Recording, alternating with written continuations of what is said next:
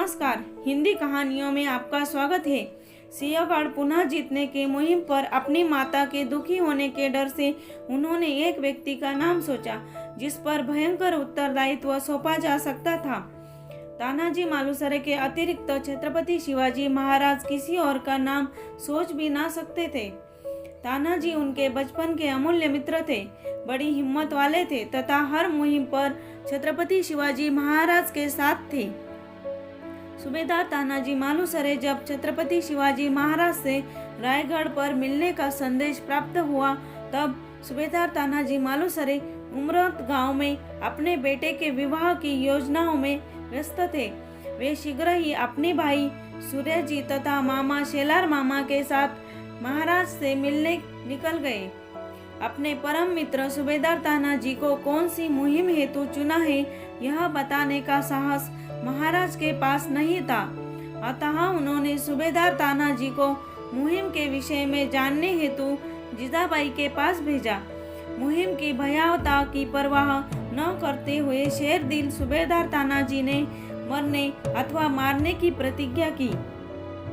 सूबेदार तानाजी ने रात को मुहिम का आरंभ किया तथा कोकण की ओर से छुपकर वर्ष 1670 में फरवरी की ठंडी अंधेरी रात में अपने साथियों को लेकर किले की ओर प्रस्थान किया। वह अपने साथ छत्रपति शिवाजी महाराज की प्रिय गोह ले गए थे, जिससे किले पर चढ़ने में आसानी हो।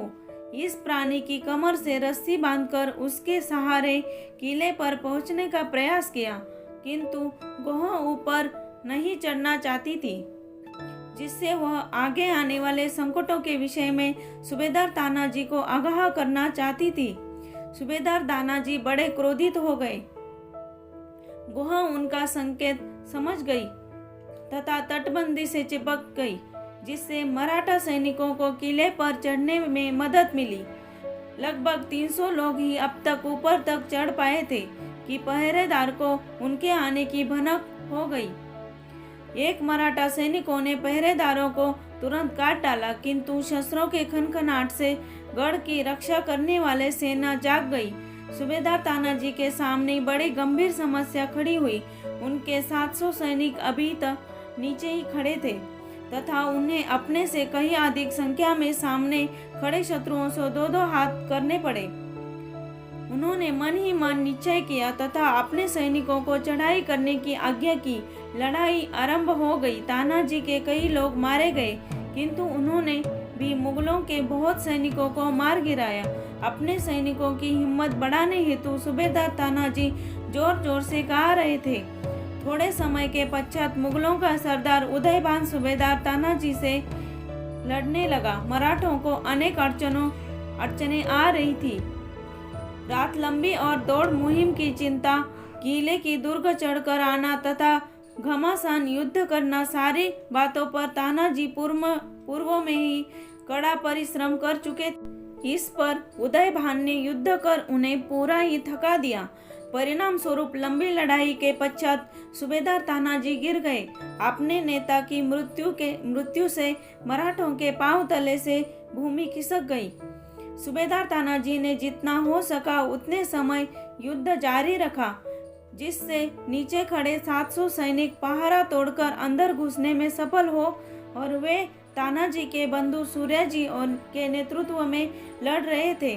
सूर्यजी बिल्कुल समय पर पहुंच गए तथा उनकी प्रेरणा से मराठों को अंत तक लड़ने की हिम्मत प्राप्त हुई। मुगल सरदार की हत्या हुई तथा पूरे किले की सुरक्षा तहस नहस हो गई। सैकड़ों मुगल सिपाही स्वयं को बचाने के प्रयास में किले से कूद पड़े तथा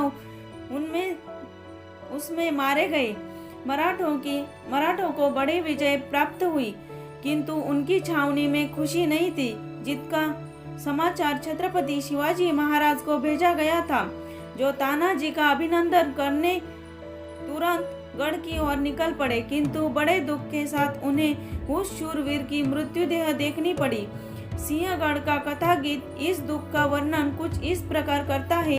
तानाजी के प्रति छत्रपति शिवाजी महाराज के मन में जो प्रेम था, उस कारण वे 12 दिनों तक रोते रहे। जीजाबाई माता को हुए दुख का भी वर्णन किया है। चेहरे से कपड़ा हटाकर उन्होंने सूबेदार तानाजी का चेहरा देखा। विलाप करते हुए उन्होंने शमशेर निकली और कहा, छत्रपति शिवाजी महाराज जो एक राजा तथा बेटा भी है, आज उसकी देह से एक महत्वपूर्ण हिस्सा कट चुका है। छत्रपति शिवाजी महाराज को अपने मित्र की मृत्यु की सूचना प्राप्त होते ही उन्होंने कहा, हमने गढ़ जीत लिया है किंतु एक सिंह को खो दिया है। सूबेदार तानाजी मालुसरे का महापराक्रम तथा स्वराज्य अर्थात धर्म के प्रति उनकी निष्ठा को हम अभिनंदन करते हैं। जय Hind. Please subscribe my channel.